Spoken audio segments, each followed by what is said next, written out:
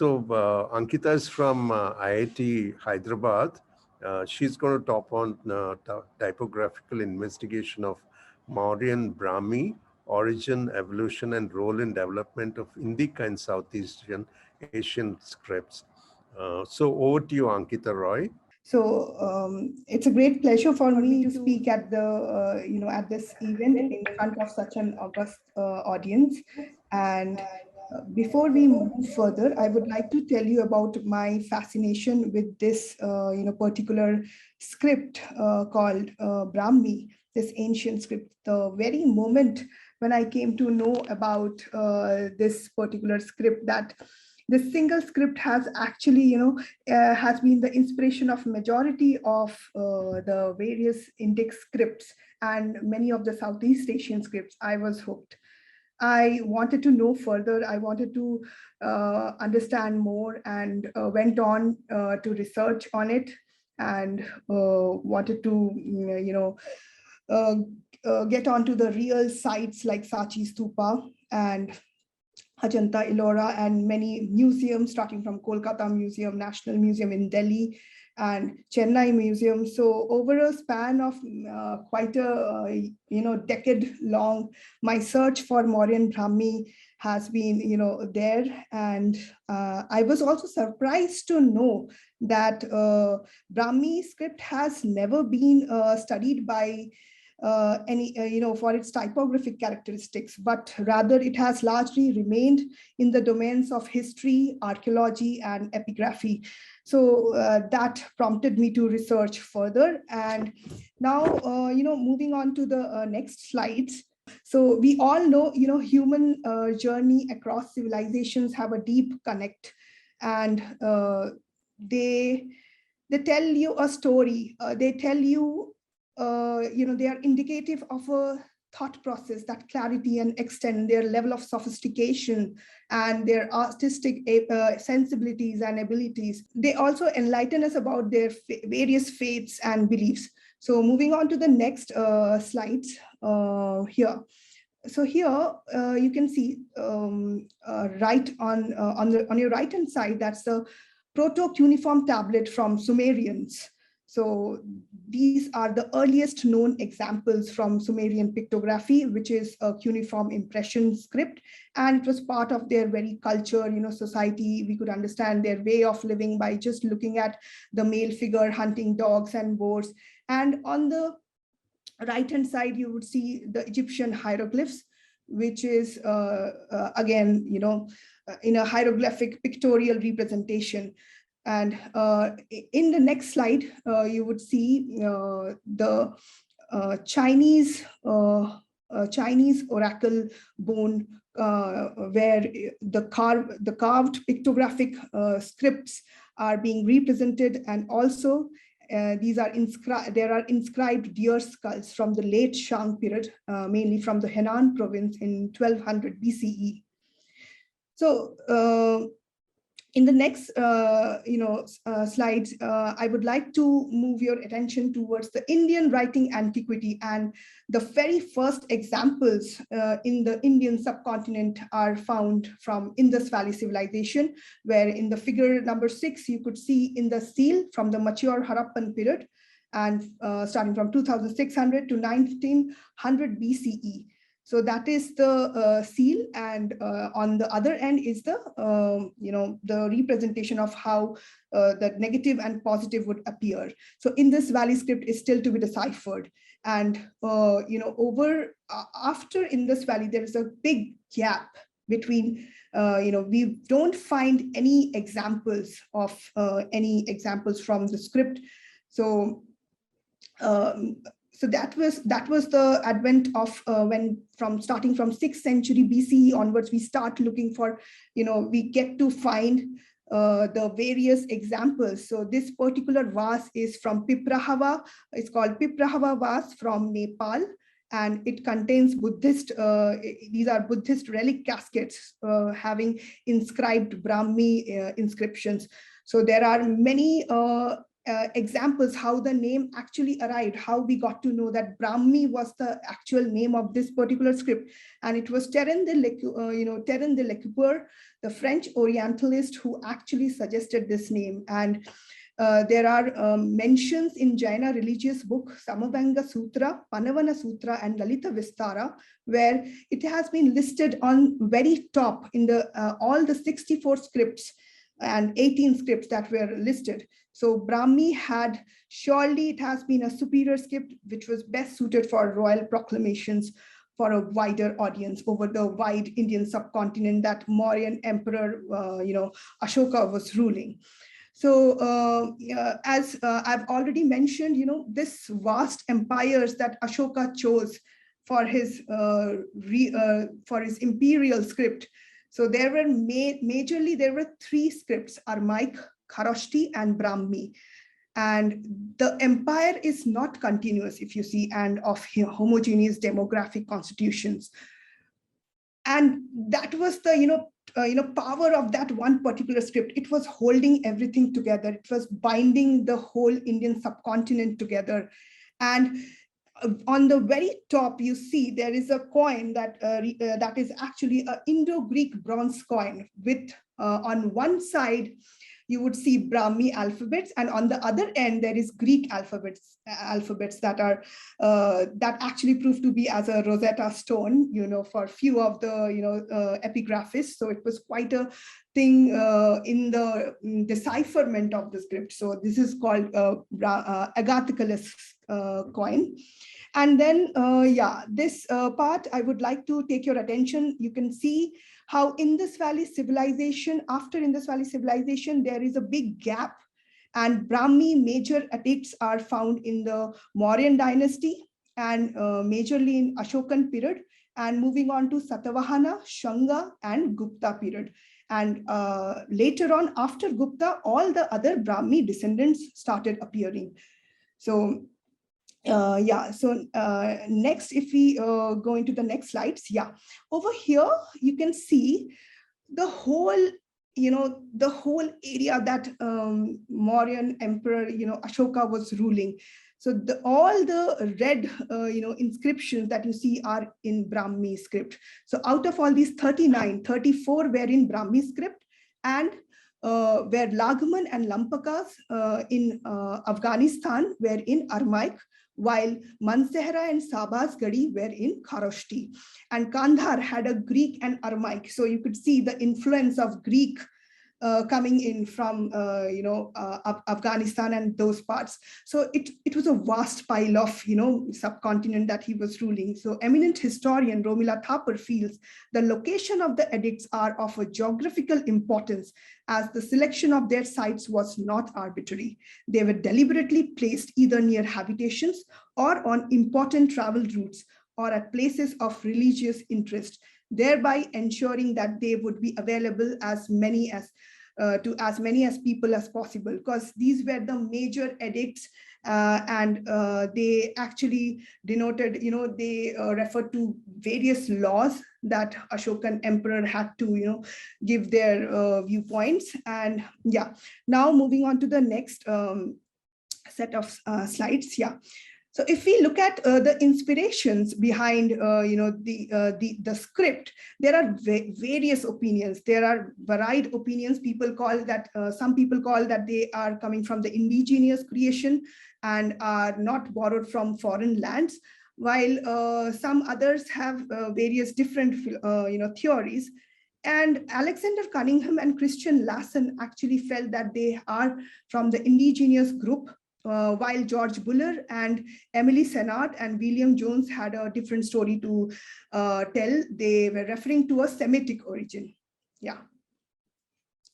So in this chart, you will be able to see how many epigraphists, historians, and archaeologists have denoted this, that Brahmi actually it came from a Semitic group of scripts, and few say it is indigenous, while others say Armaic, Phoenician, Greek, Dravidian, and there are so on. So moving on to the next slide. If we look at Brahmi as a script, what a script is classified of. It is mainly in three formats. One is logographic, syllabic, and alphabetic. While logographic script employs symbols for a word, syllabic script uses syllables. For alphabetic script, symbols denote specific phonetic sounds, while Brahmi uses symbols for both alphabets and syllables. So they are majorly, categorized into semi-syllabic and semi-alphabetic order. Yeah, and this is a very interesting part, as many of you would be knowing. In any one of the Indic scripts, you would know the phonetic order of how the Indic scripts and the Southeast Asian scripts are placed. So this is the example of how Brahmi phonetic order is placed in Panini Sutra. So ka, kha, ga, gha, the first line, if you see, that is basically gutturals, which is coming from the kant, okay, from your throat. Then the next is cha, cha, ja, ja, palatals. Retroflex is ta, tha, where you actually fold your tongue a little bit and touch the palate, upper palate, and you produce these sounds, ta, tha, da, dha, na. And dental is very, we all are familiar, ta, tha, da, dha, na. And labials, where you touch both your lips and you produce sounds like pa, fa, ba, bha, ma, and so on. So this particular chart I had created to denote which organs from where this particular sound is coming out, whether it's nasal or gutturals or palatals. So Brahmi is mainly, it's having 33 consonants, and it is derived from unique phonetical sounds, each having unique phonetical sounds. 10 syllabic vowels that you see, a, e, those are the 10 syllabic vowels with 10 matras, ka, ka, ki, ku. These are the 10 matras, and 11 medial forms and 8 conjuncts to actually take care of the various pronunciations. So next, in the next picture that you see is actually taken from the real site in Delhi. That is the Delhi Topra pillar.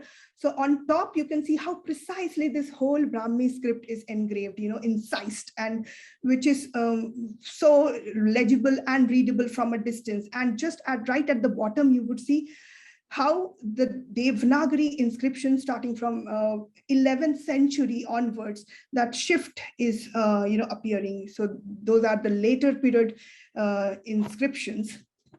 Yeah, and this is an example from Allahabad pillar inscriptions.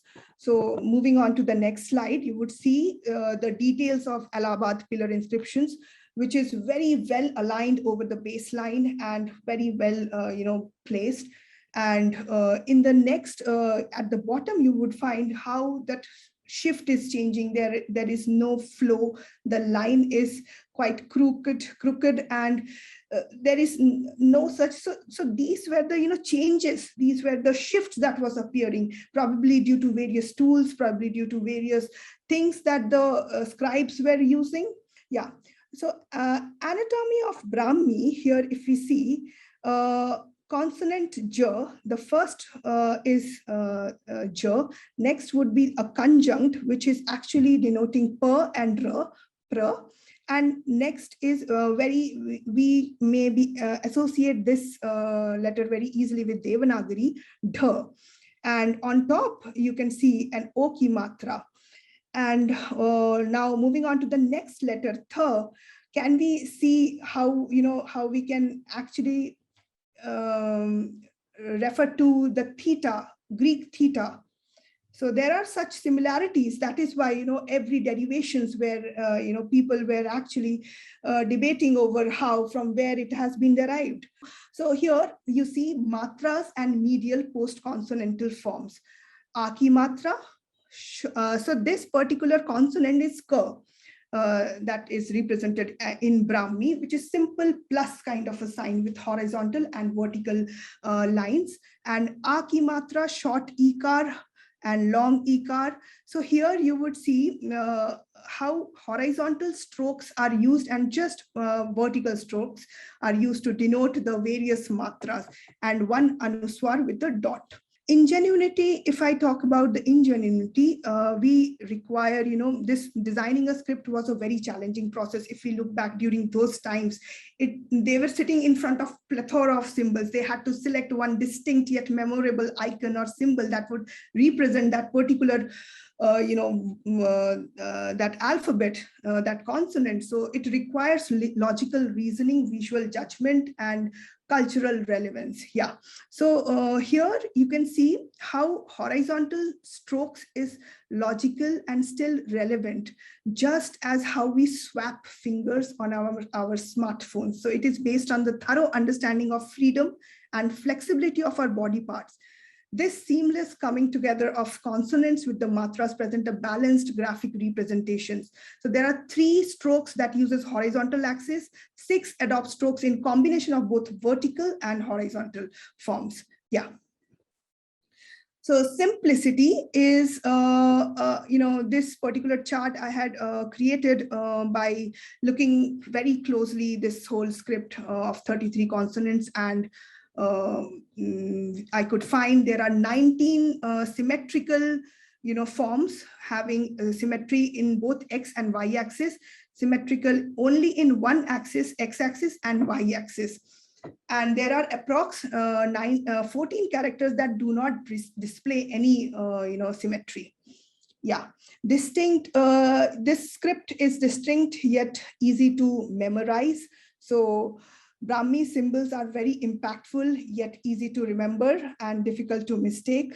And the creators of Brahmi script took utmost care to mitigate such situation that script was meant for, because the script was meant for inscribing laws governing public life, right? So this particular example that you see in front has is from Kalsi rock inscription. Scalability. So here, do you all remember Snell's eye chart when we move on to a doctor's chamber to check to get our eyes checked? So that is how I had put, Brahmi alphabets into that Snell's chart, which actually, establishes how, scalability, legibility, and readability factors would work in Brahmi. Because if you see, those were inscribed, those scripts were inscribed on a surface of rock, which were meant to be read from a distance, on the pillar, which were meant to be read from a distance. And that is how, it has to be very, balanced in all the way.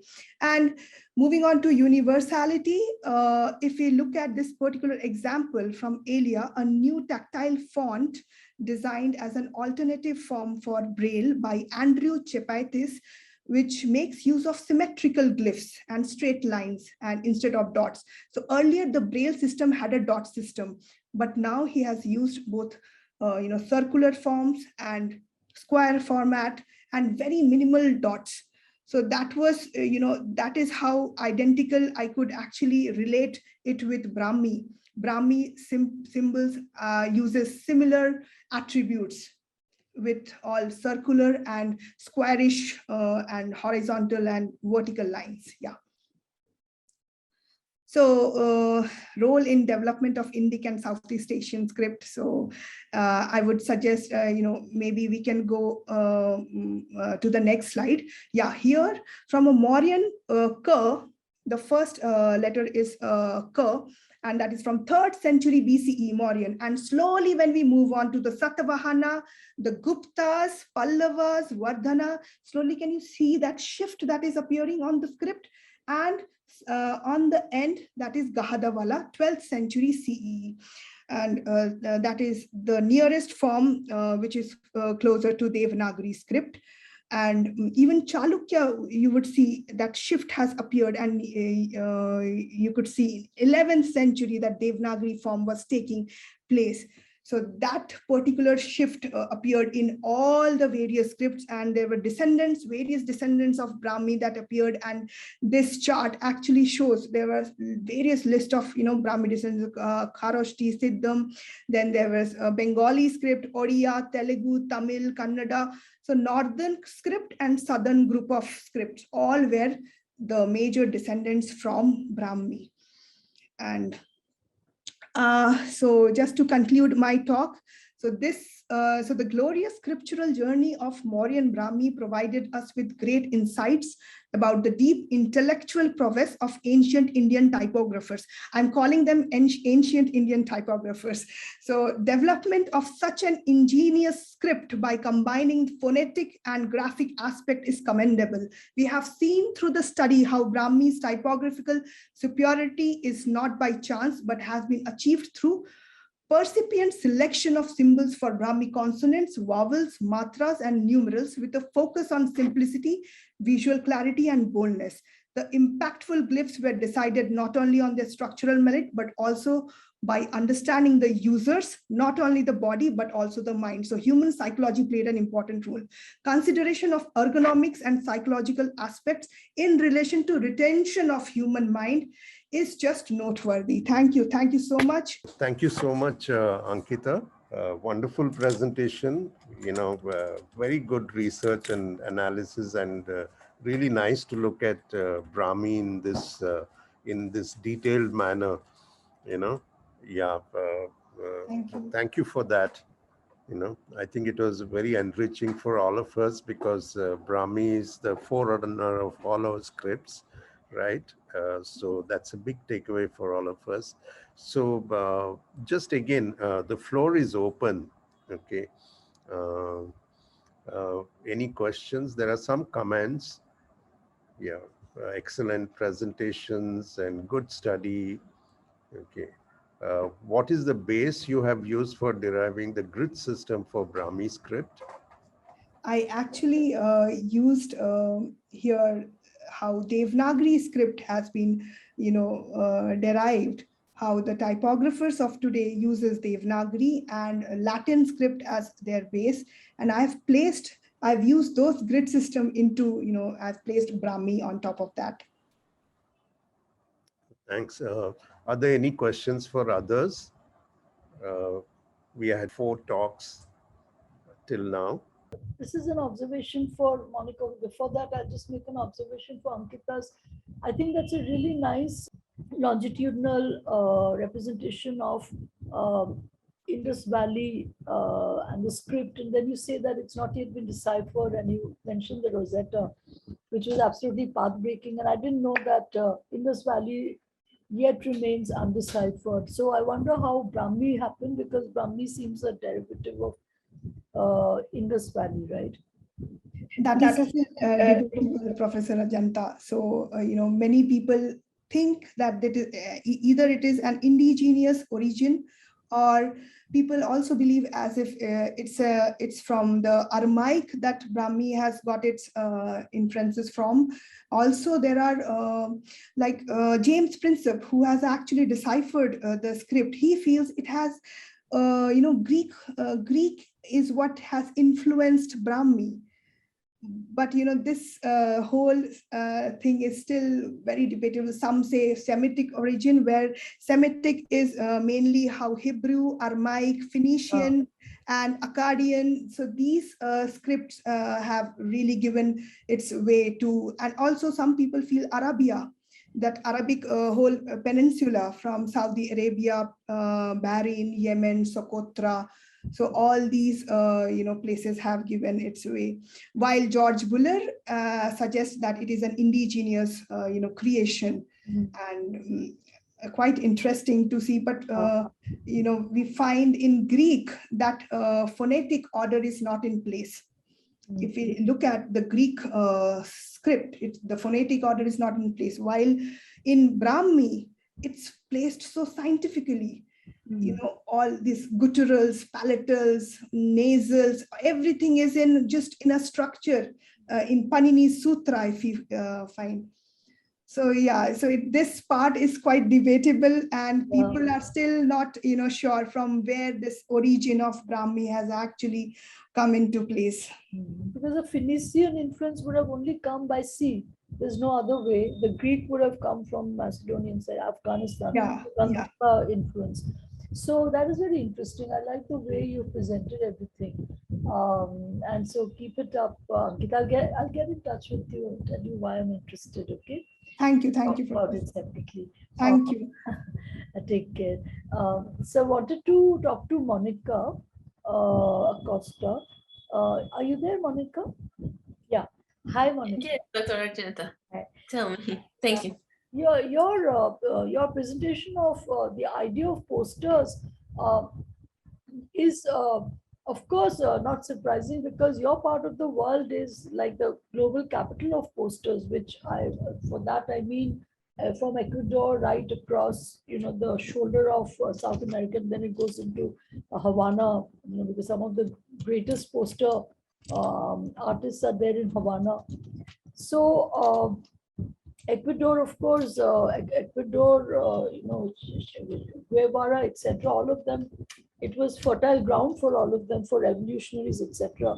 So when you talk about internationalization, I didn't know that there was such a big push towards internationalization, because your language, which is Spanish, I mean, there's a very big influence of Hispanic in the USA today, where the demographics are pushing towards becoming even more than American. But other than that, Spanish remains sort of contained in South America and Spain, right? So why do you, when you have such a distinct style, the Caribbean, American, South American style, why do you want it to be internationalized? Because it's also, I feel, dilutes your messaging. Your messaging is very powerful. It's very revolutionary driven, which is not true of many other parts of the world. Thanks for this vision. Really, in the university, we try to show the students not only projects that acting local. We try to find some coincidence in another countries. I remember the past year when we meet in Jordan. Yes. I can travel to Petra, and yes. I talk a lot of about the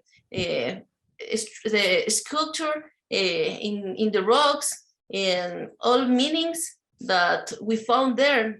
Some architecture was very similar to Incas and Karankis, that culture in my city, and it's very interesting find some coincidence between in another points of the world, and I think this is my motivation to work with other people from other countries to find this coincidence and show first my identity. Of course. I think this is the motivation. Yes, of course. Yeah, we had a great time at Petra and at Jordan last year. Hope to see you soon. Maybe you come down to India next year. That'd be great. Yeah. Yeah, I'm waiting to meet your wonderful country. And I hope soon. Lovely analysis. Very nice work you've done. And in another speakers talk about Indian. Got a lot of languages and scripts, variants of scripts. It is the bad way in my country, because when the Spain came to America, we forgot everything. The conquerors forgot the Quechua and other languages, and some research here in my country are thinking that maybe on the textiles, on the textiles where the indigenous people try to conserve the original languages, the original things. For example, Chacana, it's a Southern Cross, or it's square, a lot of squares like a cross, and its symbol repeats in another textiles, like in the pictures in ceramics, and all of these can be a primitive language, or these symbols have a lot of meanings, and we are investigate these topics, and nice. It's wonderful. Excellent, Monica, because your coins, the conquistadores came and melted your coins because they didn't want any remnants left. It was a brutal conquering of South America. For want of time, I'll just pass on the floor to Professor Pubaya. Monica, we'll talk separately. Thank you so much, Nanki, Monica, Sarang and Ankita. Great presentations. Thank you so much for being part of Typo Day. On behalf of Typo Day, we sincerely thank Professor Poya for chairing the session and to all the speakers for their exciting presentations. We also would like to thank all the participants for being here today. And so we can now move on to the next session. Yeah. Thank you.